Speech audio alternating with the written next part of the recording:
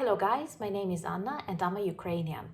I have decided I will vlog daily from my country Ukraine and the start of this awful war with Russia to keep you updated on the things that we Ukrainians consider important and to answer your questions about some facts from our past, our history, our culture, or whatever interests you. And I have decided I will record this vlog today about the Russian army because we have received so many new impressions about Russian soldiers these 2 months, that I feel like I have a lot of things to share. Well, first of all, I do like English because in English we say Russian troops, and troop is in Ukrainian a corpse. So whenever we read Russian troops, we have association Russian corpses. And of course, this won't sound very politically correct, but taking into account the massacres they create in Ukrainian cities like Bucha and Irpin and things they plan to do, and in general their military behavior, I can tell you that there is a joke that the good soldier, the good Russian soldier, is the dead soldier, or the one you cannot see in those special stuff that soldiers use to detect warm objects moving. So as long as it is warm, it is a bad Russian. But anyway, if I have to describe the main feeling we have for Russian troops, it is definitely not fear and maybe not that much of hatred, but more of a disgust. Because the way they act, the way they are treated by their own government does not make us feel that Ukrainian armed forces have equal enemies or something. It is more like fighting with orcs. I know that many of you have asked me whether we call them like that. Yes, we do. We call Russian soldiers orcs, and we have lots of jokes about that, but one of the jokes is about orcs being offended for the comparison with Russian soldiers, and I personally think so too. Orcs are better. And many of the countries, including Ukraine, were living for decades in deceit, and we were deceived just like Russian citizens are constantly deceived by this image of an extremely strong, brave, and like better than ever Russian army. And Putin has made a serious mistake when he openly attacked Ukraine, because his tactics of hybrid war were more or less effective for him. This is what we see with Donbass and Crimea. Many countries decided to close their eyes, to treat Ukraine as a province of Russia. But when he attacked us directly, I think he hoped that Ukrainians and the rest of the world will be very much afraid of that image of Russian army and will surrender. But it did not happen. And there is a very famous saying or something that the king is naked or something like that. It is based on a fairy tale, like when people loved their king so much, they were pretending he was dressed, because even when he was naked, but then someone appeared and told the king is naked. So the whole world saw the strength of Russian army, starting from their equipment and strategies they use and finishing with their moral codex and so on. So this image is totally ruined, and perhaps this blitzkrieg that they expected was definitely based first on the belief that people are afraid of Russian army, and second, their belief that they do have strong army. But the problem is that the majority of their weapons are all Soviet weapons, and I do know that the majority of weapons in Ukraine were all Soviet weapons, but they do not learn anything new. And this closed Russian society and various military operations, trainings that they typically have them with post-Soviet countries, with the countries that are under Russian influence, like Belarus and other republics.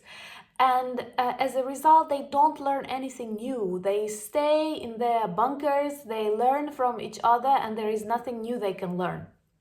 That's why, guys, it's so important to be open to the world, not only in military, but in all the other, I don't know, culture, medicine, whatever, because people, normal peoples can exchange the knowledge. And Russia, it's closed society.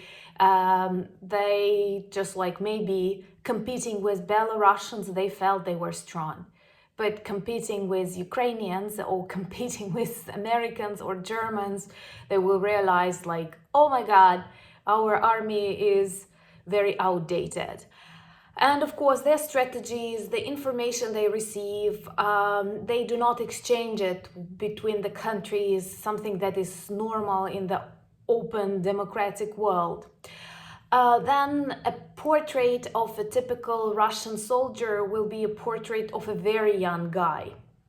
The majority of those who were captured or killed on the territory of Ukraine, these are a man aged like 20. Many of them were born after millennium, and they saw nothing in their lives. They don't have normal education, and they don't have normal knowledge about the world, and they are just like trained and not even well trained. So these are very young people from very poor, depressive regions of Russia. And as a result, they become very, very aggressive when they come to Ukrainian villages and they see that the level of life is better. And of course, maybe if you compare that to, I don't know, Austrian or Swiss villages, you will see lots of things that we have to do. But the thing is with Ukrainians that they like to learn, come and repeat it in Ukraine. We do have lots of people who worked in EU countries and not always on super top positions. But this is just like a normal movement in the world. Like people from Poland go to Britain, people from Ukraine go to Poland and westwards and westwards.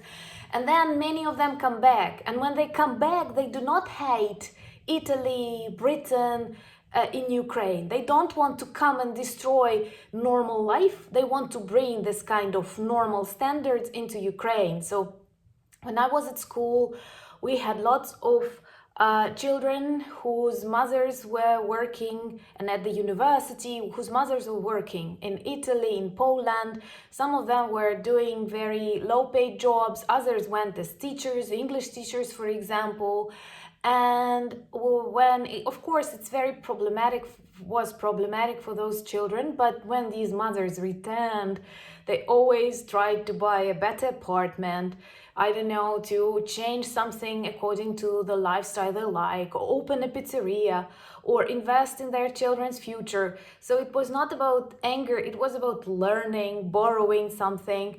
And I cannot tell you that like they were jealous to that Western lifestyle, because we realized that we had no chances to live normally, being occupied, being under communism.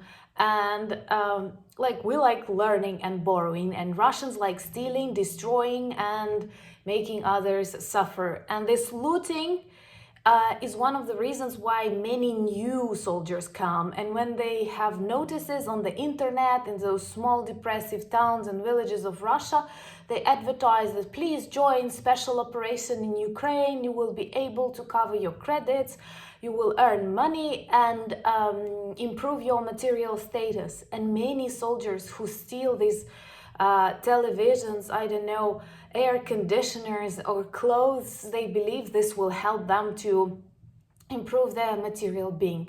But like when you can do it with the clothes you steal with sneakers, no, it's not about like becoming rich and famous.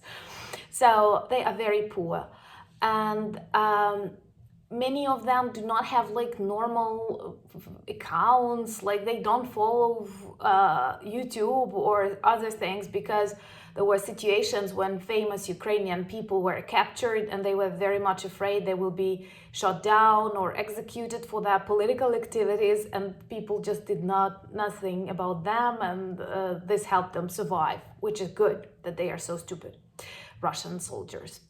Another important thing is what they do in the houses where they stayed. There are lots of apartments in Bucha, in Irpin, in other cities that were occupied and now are free from Russian soldiers, and people return back to their flats and they are devastated to see what these orcs done to their flats, to their belongings, because they like eat in and go to the toilet inside of the flats, and they use lots of these things. Like, I cannot even retell you because I don't want to keep that on my channel in my mouth, but like all of that dirt, all of that stuff everywhere in the flats, on the walls. I don't know, they use curtains for hygiene. And you know, like when I imagine myself in Kremlin, for example, or in the bunker of Putin, where I can do anything to spoil his comfort, I imagine ruining some expensive things. I don't know, pouring his alcohol expensive, or poisoning his tea, breaking, I don't know, his furniture, burning his documents. But I don't imagine doing all of that dirt, because this will like humiliate me. And that's what they do in our flats. So it only describes them as like, I cannot name an animal because animals are better than they are. And in general, they are demoralized. And when we listen to that telephone conversations, we are totally frustrated at how many bad language they use. We don't use that much. During the war, we started to use more bad language, and it's a problem in many of our influencers. I don't know, cultural leaders, they say, stop using bad language because you just look like Russians. And it's a very, by the way, controversial question here. But at the same time, you can hear them talking bad words with their wives, mothers, something that is not accepted in Ukraine. And also the topics of their conversations, they rarely get support from their families. And I honestly do not believe any kind of mothers movement is possible. There were lots of such movements in other countries at war, when mothers were trying to stop this wars, to, I don't know, save their children from going somewhere for no reason to die. And nothing like that will be possible in Russia, because I don't see any real like movement, something that can turn into a revolution or a problem for a Putin's regime. And of course, there are lots of their losses, and we follow that attentively. And even among my friends who are like super religious, they like counting dead soldiers, Russian, because like they have come here for no reason, just to kill Ukrainians, to occupy the territory, and it gives us right to protect our families, our land. And there is more than 22,000 Russian soldiers who died here in Ukraine. And of course, there are lots of jokes about good harvests that we will have for decades, but it's not that I like. I'm totally surprised with the fact they don't pick up, in the majority of cases, they don't pick up the bodies of their deceased soldiers. They don't care about that. Also, they have lost like 1,000 of tanks already, more than 100 planes, and lots of helicopters, lots of cars. And lots of these things will be used as scrap metal in Ukraine. So one more thing that will help us rebuild. Of course, I'm joking, but I also like when this level of the problems they have in Ukraine is really high, and they cannot hide it. Even with the propaganda channels and so on, they start inventing new Orwellian language when they describe like situation in Ukraine, for example, as negative dynamics, or like negative increase instead of decrease, like. Or they always have like missing people after the sinking of Moscow, like missing. They will come back one day.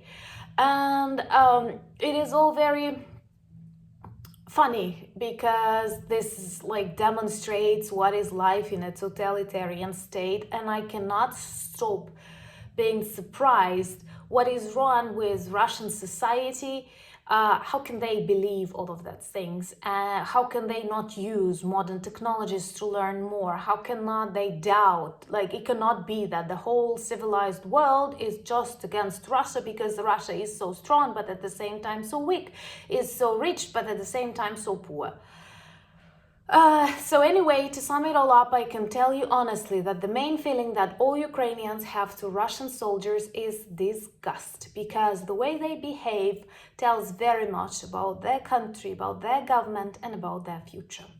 Thank you for watching. If you like my videos, please subscribe, like, and I'm always happy to answer your questions. And also on my channel, I have left a question about our live question and answer session. Shall we plan it for this Saturday, Sunday, or maybe during the week is better for you? Please feel free to come and vote. Thank you for watching. Slava Ukraini!